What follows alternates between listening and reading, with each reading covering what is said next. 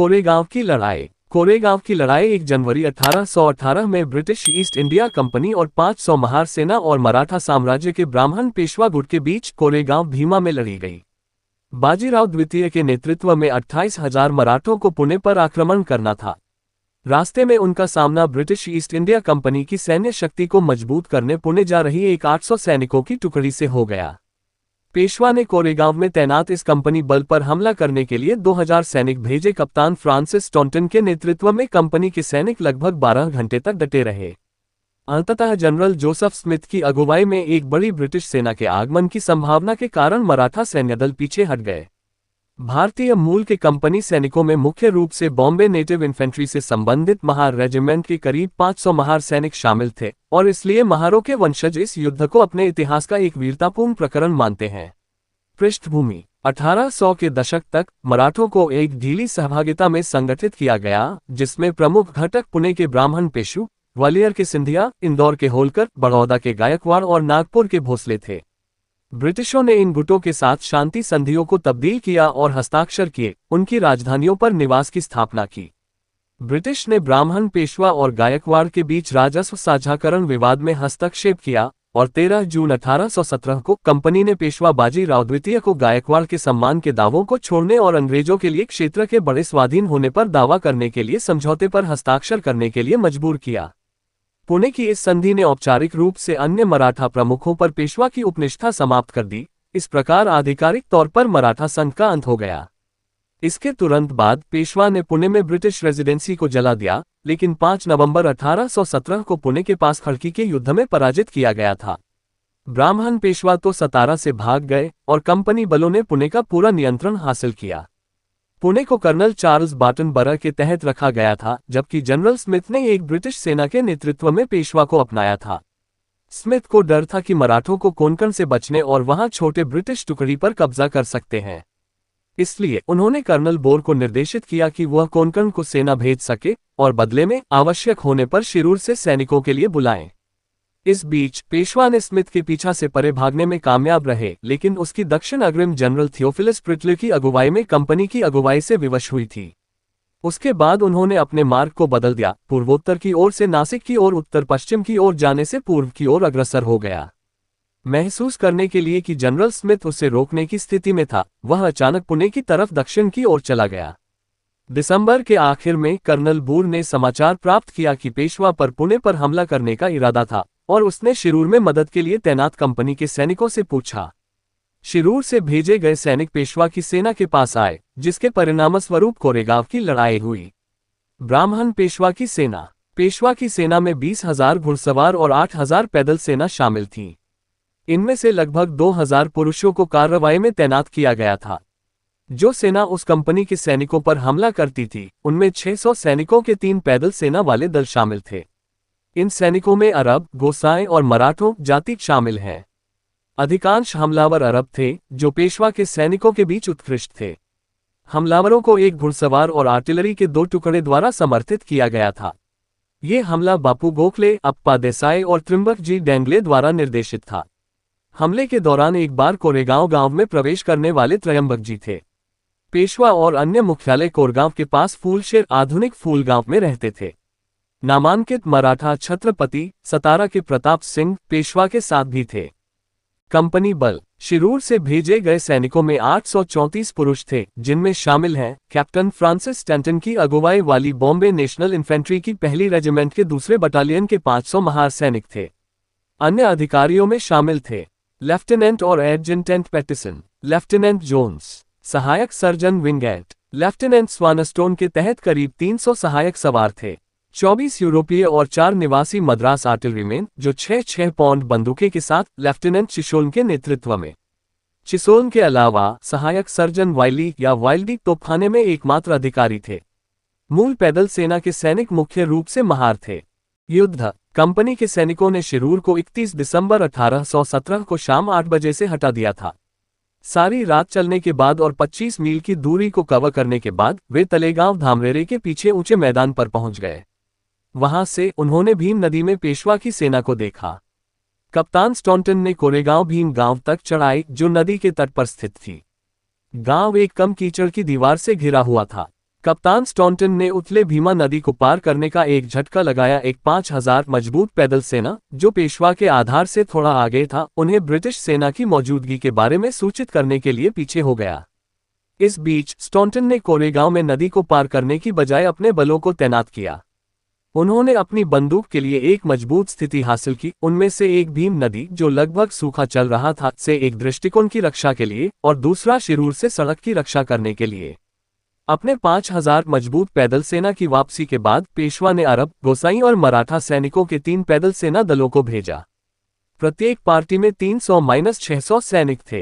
पार्टियों ने भीमा नदी को 3 अलग अलग बिंदुओं पर पार किया। 2 तोपों और रॉकेट फायर द्वारा समर्थित मराठों ने भी शिरूर रोड से एक विस्फोटक हमला किया। दोपहर तक अरबों ने गांव के बाहरी इलाके में एक मंदिर का नियंत्रण ले लिया। एक मंदिर में लेफ्टिनेंट और सहायक सर्जन वायली के नेतृत्व में एक पार्टी ने इसे वापस ले लिया था। अरबों ने नदी की रक्षा में एकमात्र बंदूक भी पकड़ी और 11 गनर्स को मार डाला, जिसमें उनके अधिकारी लेफ्टिनेंट चिशोन भी शामिल थे। प्यास और भूख से प्रेरित कंपनी के कुछ गनर्स ने आत्मसमर्पण करने पर बातचीत करने का सुझाव दिया। हालांकि कप्तान स्टॉन्टन ने उपज देने से इनकार कर दिया। लेफ्टिनेंट पैटिसन के नेतृत्व में एक समूह ने बंदूक को फिर से खोला और लेफ्टिनेंट चिशोलम के शरीर को सिर काट दिया। कप्तान स्टॉन्टन ने घोषित किया कि यह उन लोगों का भाग्य होगा जो मराठा हाथों में आते हैं। इसने गनर्स पर लड़ने के लिए प्रोत्साहित किया। कंपनी के सैनिकों ने सफलतापूर्वक गांव का बचाव किया। मराठा सेना ने गोलीबारी बंद कर दी और 9 बजे तक गांव छोड़ दिया, जो जनरल जोसेफ स्मिथ के तहत ब्रिटिश सैनिक सेना के पास जाने के डर से प्रेरित था। रात में कंपनी के सैनिकों ने पानी की आपूर्ति करने में कामयाब रहे। पेशु अगले दिन कोरेगांव के पास बने रहे, लेकिन एक और हमला नहीं किया। कैप्टन स्टॉन्टन, जिन्हें जनरल स्मिथ के अग्रिम के बारे में पता नहीं था, का मानना था कि पेशवा कोरेगांव पुणे मार्ग पर कंपनी के सैनिकों पर हमला होगा। 2 जनवरी की रात को स्टॉन्टन पहले पुणे की दिशा में जाने का नाटक करते थे, लेकिन फिर अपने शहीद सैनिकों को लेकर शिरूर वापस लौट आया। हताहत 834 कंपनी सैनिकों में से 275 लोग मारे गए, घायल हो गए या लापता हो गए। मृतों में 2 अधिकारी शामिल थे, सहायक सर्जन विंगेट और लेफ्टिनेंट चिशोन। लेफ्टिनेंट पैटिसन बाद में शिरूर में उनके घावों के कारण मृत्यु हो गई। पैदल सैनिकों में से 50 मारे गए और 105 घायल हुए। तोपखाने में 12 लोग मारे गए और 8 घायल हुए। ब्रिटिश अनुमानों के अनुसार पेशवा के लगभग 500 से 600 सैनिक युद्ध में मारे गए या घायल हुए। माउंट स्टुअर्ट एल्फिंस्टन, जो 3 जनवरी 1818 को कोरगांव गए थे, ने लिखा था कि घरों को जलाया गया था और सड़कों पर घोड़ों और पुरुषों के मृत शरीर भरे पड़े थे। गांव में करीब 50 मृत शरीर पड़े थे, उनमें से ज्यादातर पेशवा के अरब सैनिक थे। गांव के बाहर 6 मृत शरीर थे। इसके अतिरिक्त 50 स्थानीय सिपाही, 11 यूरोपीय सैनिकों व 2 मृत अधिकारियों की उथली कब्रें थीं।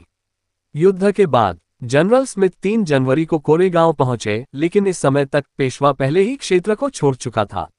जनरल प्रोज्झलर के नेतृत्व में एक कंपनी बल ने पेशवा का पीछा किया, जिन्होंने मैसूर भागने की कोशिश की थी। इस बीच जनरल स्मिथ ने प्रताप सिंह की राजधानी सतारा पर कब्जा कर लिया। स्मिथ ने 19 फरवरी 1818 को आश्तोक या अष्ट में एक युद्ध में पेशवा को घेर लिया। इस कार्रवाई में बापूजी गोखले मारे गए। तत्पश्चात पेशवा तो खानदेश में भाग गए, जबकि उनके जागीरदारों ने कंपनी की अभिमतता स्वीकार कर ली। निराश पेशवा ने 2 जून 1818 को जॉन मालकॉम से मुलाकात की और पेंशन व बिठूर में एक निवास के बदले अपने शाही दावों को आत्मसमर्पण किया। त्रिम्बकजी डेंगल को नासिक के पास पकड़ लिया गया और चुनार किले में कैद किया गया। कोरेगांव की लड़ाई में अपनी बहादुरी के लिए पुरस्कार के रूप में बॉम्बे नेशनल इन्फेंट्री के 1st रेजिमेंट की 2री बटालियन को ग्रेनेडियर बना दिया गया। उनकी रेजिमेंट को बंबई नेशनल इन्फेंट्री की 1st ग्रेनेडियर रेजिमेंट के रूप में जाना जाने लगा। पुणे में ब्रिटिश रेजिडेंट की आधिकारिक रिपोर्ट में सैनिकों की वीर बहादुरी और धीरज धरोहर, अनुशासित निष्ठा और उनके कार्यों का साहस और सराहनीय स्थिरता की प्रशंसा की गई। हालांकि युद्ध के कुछ समय पश्चात ही माउंट स्टुअर्ट एल्फिंस्टन ने इसे पेशवा की एक छोटी जीत कहकर वर्णन किया। कप्तान स्टैंटन को गवर्नर जनरल ऑफ इंडिया के मानद सहयोगी नियुक्त किया गया। निदेशक दरबार ने उन्हें तलवार और 500 गिन्नियां सोने के सिक्कों की राशि प्रदान की। बाद में 1823 में वह एक मेजर बन गया और सबसे सम्माननीय सैन्य आदेश के साथी के रूप में नियुक्त किया गया। जनरल थॉमस हिस्लोप ने युद्ध को सेना के इतिहास में दर्ज किए गए सबसे वीर और शानदार उपलब्धियों में से एक कहा। एमएस नारावने के अनुसार एक विशाल संख्या में मराठा सेना के खिलाफ कंपनी के सैनिकों की एक छोटी संख्या द्वारा दिखाई गई वीरता सही रूप में कंपनी की सेनाओं के इतिहास में वीरता और धैर्य का सबसे गौरवशाली उदाहरण माना जाता है। स्मारक। युद्ध में किसी भी पक्ष ने निर्णायक जीत प्राप्त नहीं की। युद्ध के कुछ समय पश्चात माउंट स्टुअर्ट एल्फिंस्टन ने इसे पेशवा के लिए छोटी सी जीत बताया। फिर भी ईस्ट इंडिया कंपनी की सरकार ने अपने सैनिकों की बहादुरी की प्रशंसा की, जो कि संख्या में कम होने के बावजूद भी डटे रहे। चूंकि यह युद्ध तीसरे एंग्लो मराठा युद्ध, जिसमें कुल मिलाकर पेशवा की हार हुई, के दौरान लड़े जाने वाली अंतिम लड़ाइयों में से एक था, अतः इस युद्ध को भी कंपनी की जीत के रूप में याद किया गया था। अपने मृत सैनिकों की स्मृति में कंपनी ने कोरेगांव में विजय स्तंभ, एक ओबेलिस्क का निर्माण किया।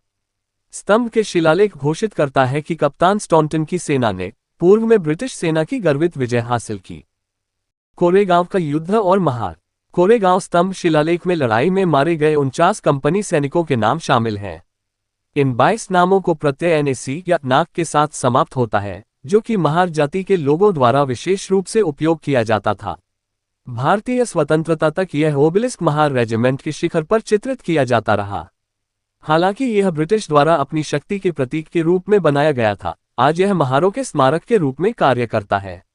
ऐतिहासिक रूप से हिंदू जाति द्वारा महारों को अस्पृश्यता अस्पष्ट समुदाय माना जाता था, हालांकि वे अधिकतर अछूत समूहों के ऊपर सामाजिक आर्थिक रूप से अच्छी तरह से थे। क्योंकि गांव प्रशासनिक व्यवस्था में उनकी पारंपरिक भूमिका महत्वपूर्ण थी, उन्हें जरूरी हुआ कि वे कम से कम एक अल्पकालिक शिक्षा प्राप्त कर चुके हैं और अक्सर उन्हें ऊपरी जाति हिंदुओं के संपर्क में लाते हैं। इन सेवाओं के बदले गांव ने उन्हें अपनी खेती करने के लिए उन्हें छोटे से जमीन के अधिकार दिए। वतन में गांव के उत्पादन का हिस्सा भी शामिल था। हालांकि वर्तमान में इस युद्ध को निम्न जाति वाले महारों की उच्च जाति वाले पेशवाओं पर जीत के रूप में पेश किया जा रहा है, जबकि भूतकाल में महारों ने पेशवा शासकों के लिए भी युद्ध लड़े।